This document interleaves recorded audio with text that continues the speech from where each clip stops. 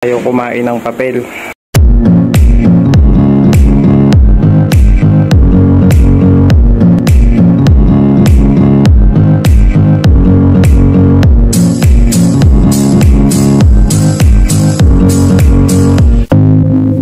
So ito mga ka-printer, meron tayo ditong Epson L1300. So ang problem nito ay ayaw kumain ng papel.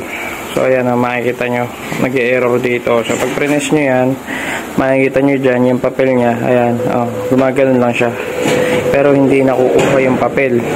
So ano ba yung unang pwede natin gawin dyan? So possible na yan, syempre may problem na yung feeder nyan. Pero kung halimbawa hindi ka naman technician, tapos wala ka pong pampagawa ng ng machine, so pwede mo muna siyang gawa nung paraan na to.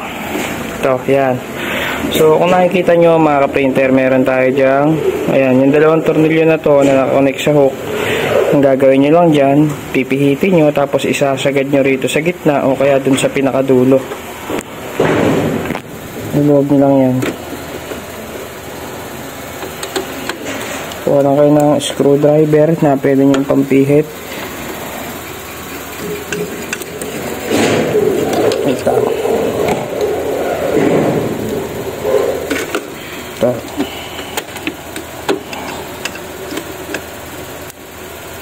Yan. So na yan, pagkapihit, luwag nyo lang yan. Tsaka itong kabila, luwag nyo rin. Sorry. Yan o. Pihitin nyo lang. Yan. Pag maluwag na, syempre medyo i-ano nyo siya. Gitna nyo to. Ito, makikita nyo kasi dito yan. Ito yan. So ito, pwede nyo igitna, pwede nyo isagad. So isasagad ko muna para makita nyo na nakaka-okay.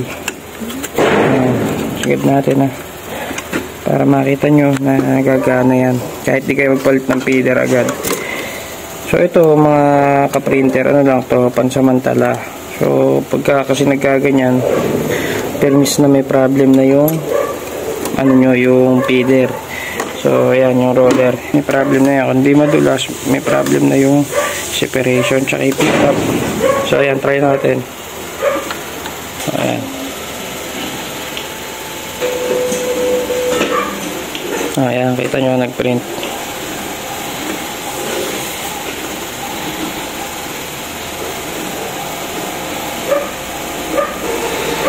So ayun, nag-print na siya. So meron lang siyang printout problem. Ayan, may printout problem siya.